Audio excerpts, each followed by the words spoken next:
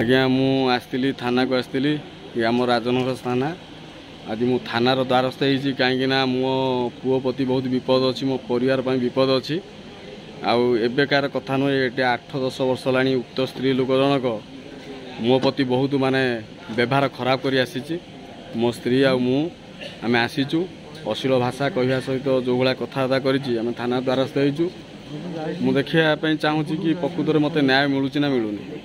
तो राति देखी पारे सबुजुआ को घरे नहीं कि छाड़ी जाऊँगी। बहुत बड़ विपद अच्छी मो पुओ को सबुजुआ को मुझे सबुजुआ है जीव मुझे घरे ना मो घर को भांगी पकेबे जाऊँगी तुम थाओ मो पुओ ये थाऊ है। जदि मोर किसी हो जाए है मो पुओर बहुत भल भाव जत्न नब बुझे मुझा कहीकि जाऊँगी है सब लगी देखु 8-10टा लोक मो घर को पशुंट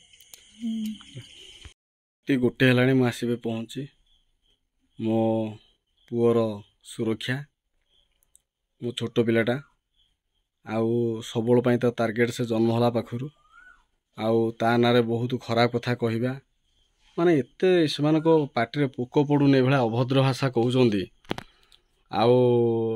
आज प्राय 10 वर्ष तले सेम वे माने मत गोटे रेप केस पकई से माने केवल से गोटे स्त्री लोक जहाँपाई मोर किसी लोक सहित आज झगड़ा आज मो परिवार सांगे झगड़ा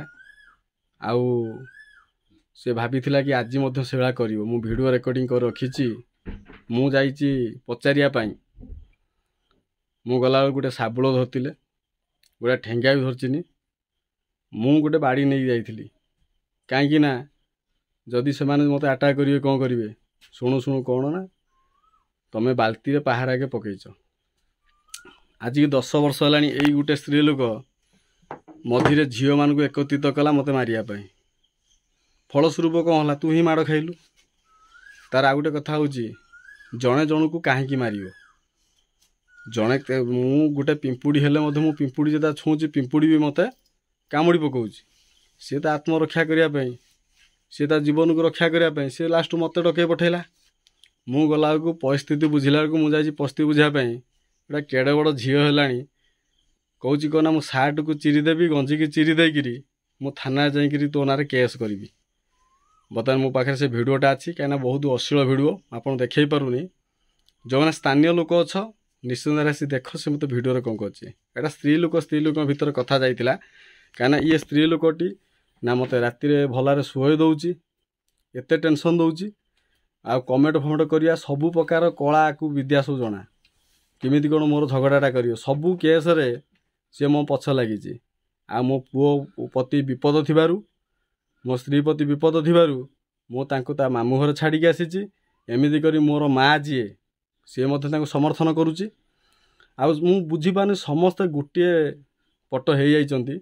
आज 10टा बेले मो घर को 8-10टा लोक आसी पशिकी मत पचरा उचरा करी भितर गोटे लोक पचारुची जे तू सेठी कहीं जाइलु मो स्त्री पर माड़ हो मो स्त्री विपद थी मुझे जगह जीविनी मु जानी तुम सब कौ टाइप लोक सब मु तुमको भाषा कहूँ कि मु जाइए समाधान करने तुम कौन मत रेप केस पकेब मो पुओ प्रति विपद अच्छी मु थानार द्वारस्थ हो आज आई रिक्वेस्ट करी मोर प्रोटेक्शन गोटे थानार जड़े कर्मचारी को जेहेतु लोक मानकर संख्या बहुत कम थिला जो कर्मचारी संख्या मु देखिली असुरक्षित तेणुक मो पुओ मो स्त्री को मु छाड़ी आसिली घरे छाड़ी आसिली माने सबू बल माने मो पछर सबल लगी कौन पर लगी मु किसी भी कहीपरि ना हुए तो या हो पारे भाई मु मो कर्म करुच्ची मोर खाऊँ मोर क्या बसिया उठिया मोर कौन काम अच्छी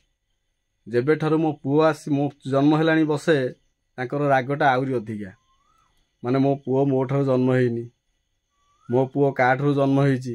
अरे भाई तुम पापी गुड़ाक सब कि तुम पापी गुड़ाक माने तुम से कर्म कर बोलिकी तुम मुह को मन को छुँची से कथा भगवान अच्छा ऊपर सब देखुंत।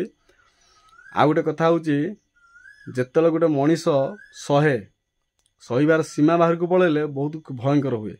थरे चिंता करिकी कहल जेतण मो पछ लगिच मु तुम पछ लगी कि मु तुम अनुष्ट करुच्ची कि ताले तमें कौन पाई ତମେ କ'ଣ ପାଇଁ ଅନୁଷ୍ଠ କର ଆଜି କିଛି ପିଲାଙ୍କୁ ଯାଇକି ଧମକ ଚମକ କରୁଛ ଯେ କ'ଣ ନା ରେକର୍ଡ଼ିଂ କରୁଛ ଧମକ ଚମକ କରିକି। ମୁଁ ସବୁ ଖବର ପାଉଛି, ସବୁ କରୁଛି। ସତ୍ୟମେବ ଜୟତେ, ସତ୍ୟରେ ହିଁ ଜୟ ହୁଏ। ଆଉ ସତ୍ୟର ଜୟ ହେଇଛି, ଆଉ ସବୁବେଳେ ଜୟ ହେବ। ତାପରେ ତମେ କ'ଣ କରୁଛ ନା ଜୋର ଜବରଦସ୍ତି ମୋତେ ନେଇକି ଆଣ୍ଠେଇବ କି ମୋ ସ୍ତ୍ରୀକୁ ନେଇକି ଆଣ୍ଠେଇବ। ଆଣ୍ଠେଇବାର ବ୍ୟବସ୍ଥା ସବୁ ଗଲାଣି ପଳେଇ। ଯଦି ଆଣ୍ଠେଇବ ଭଗବାନ ପାଖରେ ଆଣ୍ଠେଇବ, ମଣିଷ ପାଖରେ ନୁହଁ। ଆଜିକି 6 ବର୍ଷ ତଳେ ଏମିତି ଗୋଟେ ଘଟଣା ହେଇଥିଲା, ମୁଁ ତମ ସବୁ ଜାଣିଛି। 10 ବର୍ଷ ତଳେ ଥାନାରେ କେସ୍ ହେଇଥିଲା। ମୋ ଘରକୁ ତମେ ସବୁ ଲୋକମାନେ ସବୁ ଆସିଥିଲ, ଆଉ ଏବେ ବି ଆସିଛ। ଗୋଟେ କଥା ମୁଁ ତମକୁ ପଚାରିବି, ମୋ ଘରେ ମୋ ସ୍ତ୍ରୀ ଅଛି, ମୁଁ ଅଛି। 8-10ଟା ଲୋକ ମୋ ଘରକୁ ଆସିବାର କାମ କ'ଣ? ରାତିରେ ଆସିବାଟା କ'ଣ ଉଚିତ? କ'ଣ ଦିନରେ କ'ଣ ଆସି କ'ଣ ପଚରା ପଚରି କିଛି ହେଇପାରିନଥାନ୍ତା? ମୋ ଥାନାକୁ ନ ଯିବା ପୂର୍ବରୁ ଆଇସି ପାଖକୁ ଫୋନ୍ କରିକି ଫେରାଦ ହେଉଛ। ସବୁ ସତ କଥାଟା କହୁନା। ମୋ ପାଖରେ ତ ପ୍ରମାଣ ଅଛି, ମୁଁ ତ ପ୍ରମାଣ ଦେଖାଉଛି। ଭିଡ଼ିଓ ମୁଁ କରି ରଖିଛି, ମୁଁ କ'ଣ କରୁଛି କ'ଣ ନାହିଁ। 10 ବର୍ଷ ତଳେ ଗୋଟେ ଭଉଣୀ, ମୁଁ ଯାହାକୁ ନିଜର ଜୀବନଠାରୁ ଅଧିକା ଭଲ ପାଉଥିଲି, କାହା ପାଇଁ ଆଜି ସେ ମୋ ପାଖରୁ ଦୂରେଇଲା। ମୁଁ କାହିଁକି ତା ସହିତ କଥା ହେଉନି ଆଜି ପର୍ଯ୍ୟନ୍ତ? ଆଜି ନାହିଁ ତ 10 ବର୍ଷ ପରେ, 15 ବର୍ଷ ପରେ ନିଶ୍ଚିନ୍ତ ଭାବରେ ତାର ମୋର କଥାବାର୍ତ୍ତା ହେବ। ଆଉ ମୁଁ ତାକୁ ସେଇଠି ପଚାରିବି, ତ ଭାଇ ତୋର କ'ଣ କରିଥିଲା, ସେ କଥା ପଚାରିବ। ଆଉ ସବୁ ମୂଳରେ ତୁ ହିଁ ଲୋକଟି ଅଛୁ ହେଲା। ସବୁଦିନ ଭଲ ନାହିଁ, ମନେ ରଖିଥା ଏତିକି। ତୁ ଚିନ୍ତା କର ମୁଁ ତୋର କ'ଣ କରିଛି।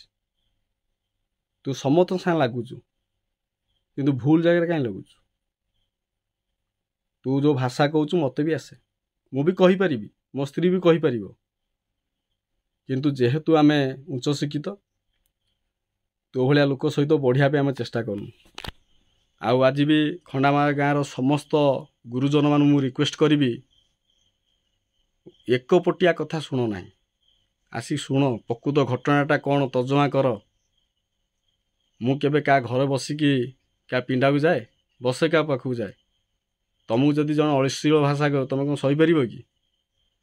ଆଉ ଆଜି ମୋ ପରିବାର ଉପରେ, ମାନେ ମୋ ଉପରେ, ମୋ ସ୍ତ୍ରୀ ଉପରେ, ମୋ ପୁଅ ଉପରେ ବିପଦ ପଡ଼ିଛି।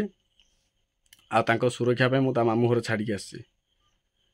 ଏଥିରେ ମୋ ପରିବାର କିଛି ସଦସ୍ୟ ଜଡ଼ିତ ବି ଅଛନ୍ତି।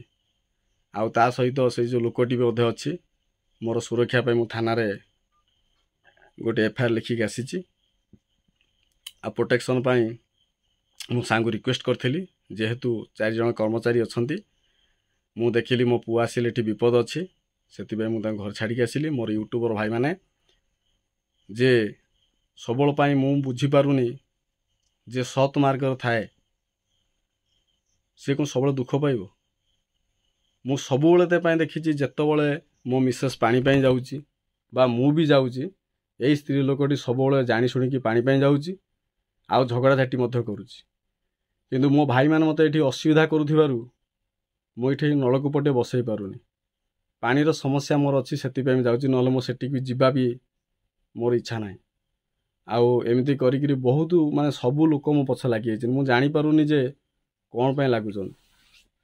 ଆଉ ସମୟ ଆସିବ ସମସ୍ତେ ବୁଝିପାରିବ କିଏ ଠିକ୍ କିଏ ଭୁଲ। ଆଜି ମୋର ସମସ୍ତ ବନ୍ଧୁବାନ୍ଧବ ମୋ ଏଗନେଷ୍ଟରେ, ମୋ ନିଜର ପରିବାର ବି ମୋ ଏଗନେଷ୍ଟରେ। ଆଉ ଆତ୍ମୀୟ କାହାକୁ କହିବି? ଆଉ ଆଇନର ଦ୍ୱାରସ୍ଥ ହେଇଛି। ମୁଁ ଆଶା କରୁଛି କି ବିଜେପି ସରକାର ଆସିଛି, ସବୁ ରୁଲ୍ ରେଗୁଲେସନ୍ ବଦଳୁଛି। ଆଉ ଭିକ୍ଷା ମାଗୁଛି ତାଙ୍କ ପାଖରେ, ମୋ ପରିବାରର ଭିକ୍ଷା, ମୋତେ ସୁରକ୍ଷା ମିଳିବ ବୋଲିକିରି। ଆଜିକାଲି ଲୋକ ଚାଲାକ ହେଇଯାଉଛନ୍ତି। ସିଏ ମାଡ଼ ମାରିବେ, ଆଉ କିଏ ମାରିଲେ ସେଇଟା ଚଳିବନି। ମୋ ଘରକୁ ଆଜି 8-10ଟା ଲୋକ ପଶୁଛନ୍ତି। ମୁଁ ଯାଇଥିଲି ସମାଧାନ କରିବା ପାଇଁ, ମୋତେ ଭାଷା କହୁଛି। ମୁଁ ଆସିଲା ବେଳେ ମୋତେ କାଢ଼ୁଥିଲା ଖରାପ ଭାଷା କରିକି। ସେଠି ମୋତେ ବହୁତ ଲୋକ ଶୁଣିଛନ୍ତି, କିନ୍ତୁ କେହି ବି କହିବେ ନାହିଁ, ସମସ୍ତେ କହିବେ ମୋର ଭୁଲ। ତଥାପି ମୁଁ ନ୍ୟାୟରେ ଅଛି, ନ୍ୟାୟରେ ଥିବି, ସବୁ ଉପରବାଲା ଉପରୁ ଛାଡ଼ି ଦେଇଛି।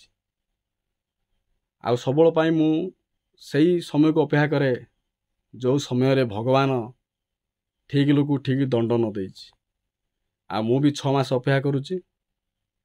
ମୁଁ ବି କାହାର ପୁଅ, ତୁ ବି 6 ମାସ ଅପେକ୍ଷା କରେ, ଭଗବାନ କାହାକୁ ଦଣ୍ଡ ଦେଉଛନ୍ତି। ଆଶା କରିକି ଭାଇମାନେ ଯେତିକି ଦିନ ବଞ୍ଚିଛି ଭିଡ଼ିଓ କରୁଥିବି। ଆଉ ଯଦି ବା ବାଇଚାନ୍ସ ମୋର କିଛି ହେଇଯାଏ, ଯେଉଁମାନଙ୍କ ଉପରେ ଭିଡ଼ିଓ କରୁଛି ସେଇମାନେ ହିଁ ଦାୟୀ।